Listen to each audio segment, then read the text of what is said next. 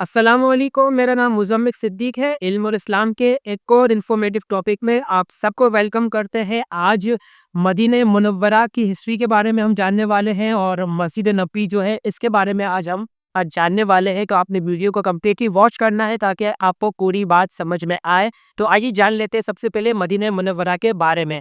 اچھا، تو مدینہ منورہ کی جب ہم آپ بات کرتے ہیں تو مدینہ منورہ سب سے پہلے یہ جو واقع ہے مدینہ منورہ، وہ واقع ہے 340 کلومیٹر شمال میں واقع ہے۔ یعنی مکے سے جب آپ چلتے ہیں تو 340 کلومیٹر کا یہ سفر بنتا ہے، شمال میں مدینہ منورہ یہ واقع ہے۔ اور مدینہ منورہ جو ہے نا، اس کی بہت زیادہ اہمیت ہے۔ اس کی بہت ہی زیادہ اہمیت کیوں ہے؟ اب مسلمان جو ہے، اب دیکھیں بے تحاشا ممالک ہے اس دنیا کے اندر، ٹھیک ہے، 200 سے زیادہ میرے خیال میں ممالک اس دنیا کے اندر پائے جاتے ہیں۔ لیکن مدینہ کے اندر ایسی کیا بات ہے کہ جو مسلمان ہے ان کا جو دل، جو دماغ، جو ہے روح ہے، وہ وہاں اٹریکٹ کرتی ہے بہت ہی زیادہ۔ مسلمانوں کے لیے بہت زیادہ اٹریکشن کا یہ باعث، ایون کہ جو نان مسلمز ہیں وہ بھی جب وہاں وزٹ کرتے تو ان کو بھی ایک روحانی سکون محسوس ہوتا ہے۔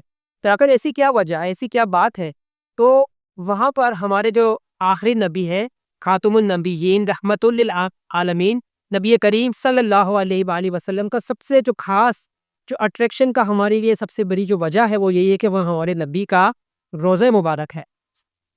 وہاں ہمارے نبی کا روزہ مبارک ہے، اور پھر اس کے ساتھ جو قبریں ہیں وہاں پہ حضرت ابو بکر صدیق رضی اللہ تعالیٰ عنہ، جو کہ مسلمانوں کا پہلے خلیفہ ہیں، اس کے بعد حضرت عمر فاروق رضی اللہ تعالیٰ عنہ، وہ بھی آپ کے نبی کریم کے قدمِ شریفین میں آپ کے قبر کی جو ہے قبر مبارک دونوں کی اصحاب کرام کی موجود ہے۔ تو اس لحاظ سے بھی اس کی عظمت بڑھ جاتی ہے۔ پھر کیا ہے کہ میں نے اس سے پہلے بتایا تھا آپ کو ویڈیو میں کہ جو ہے فجر سے لے کے جو عصر تک، یا عصر سے لے کر پھر فجر تک ایک سلسلہ ہے مدینہ کے اندر، فرشتوں کی حاضری کا، جو آتے ہیں وہ جاتے ہیں، ٹھیک ہے نا، وہ پھر ایک الگ سلسلہ، اس پہ ہم نے ویڈیو بنائی تھی، آپ کو مل جائے گی اگر آپ دیکھیں گے چینل میں۔ تو یہ ایک خاص ہمارے لیے اٹریکشن کا باعث ہے۔ اسی لیے یہاں پر جب بھی آپ دیکھیں گے، یہاں پہ لاکھوں کروڑوں تعداد، یہ حج کا جو مہینہ آتا ہے، کروڑوں کی تعداد جو ہوتی ہے وہ یہاں پر حج کرنے جب آتی ہے، تو ہر کسی کی خواہش ہوتی ہے کہ وہ نبی کا روزہ دیکھ لے، قریب سے جا کر دیکھ لے،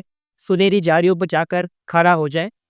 ہر مسلمان کی خواہش ہوتی ہے کھڑا ہو کر سلام عرض کرے، سعد اسلام پڑھے۔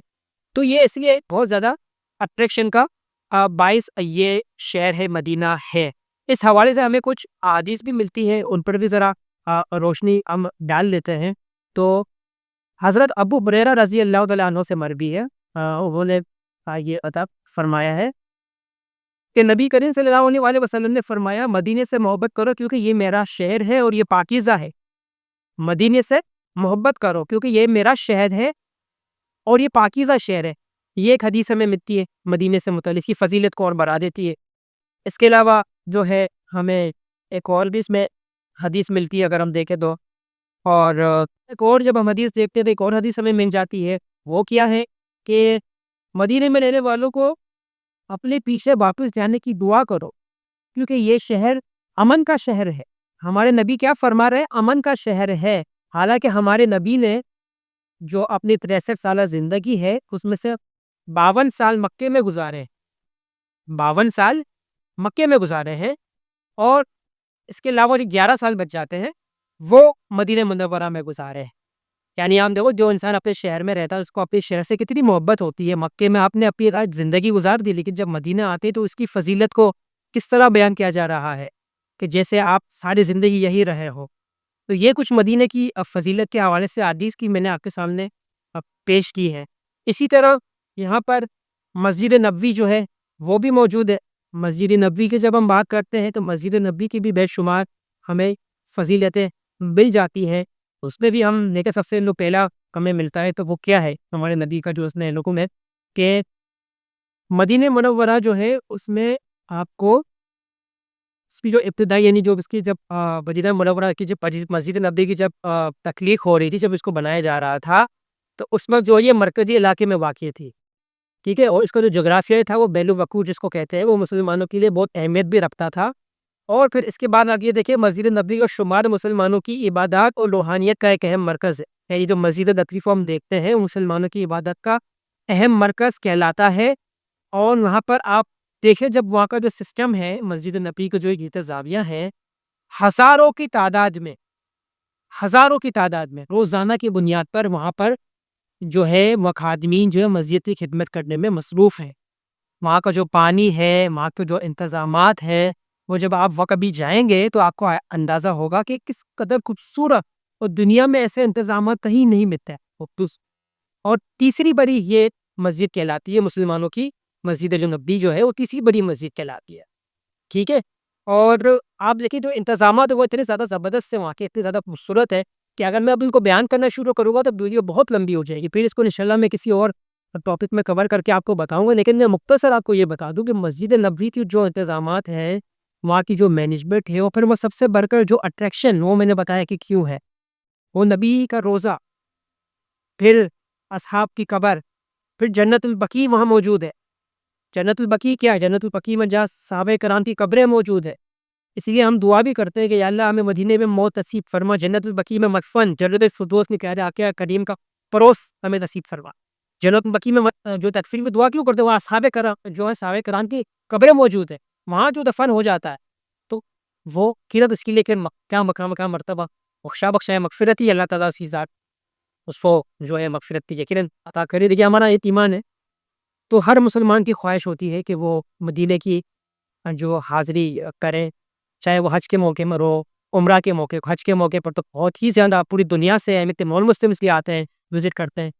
اور وہ جب وہاں آتے ہیں تو اسے میں نے بتایا کہ روحانی اٹریکشن محسوس کرتا ہے مسلمان. جو مومن کا جو دل ہوتا ہے اسی اللہ تعالیٰ پھر وہ حج کر لیتا ہے اگر، تو اللہ تعالیٰ سے سارے پچھلے گناہ جو حدیث میں آ رہے ہیں معاف کر دیتا ہے. اس طرح جو عمرہ کر لیتا ہے پلیز گناہ معاف ہو جاتے ہیں.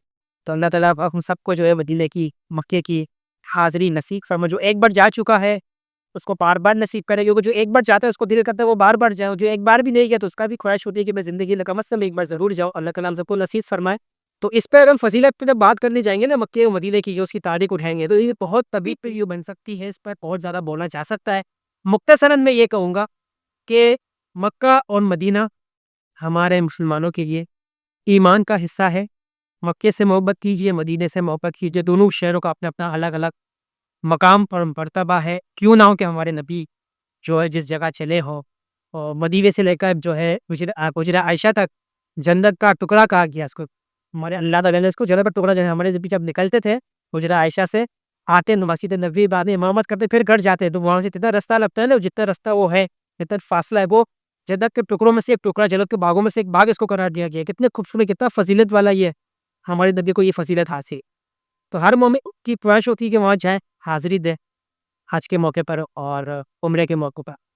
تو اللہ تعالیٰ سب کو نصیب. امید کرتے ہیں کہ آپ کو مختصراً میں نے کوشش کی ہے، ویسے تو بہت بولا جا سکتا ہے، بہت لمبی ویڈیو بن سکتی ہے، لیکن آپ کو زیادہ ہم زحمت نہیں دیں گے اور امید کریں گے کہ چھوٹے سے میں ہی آپ کو ویڈیو میں آپ کو بات سمجھ آ گئی ہوگی.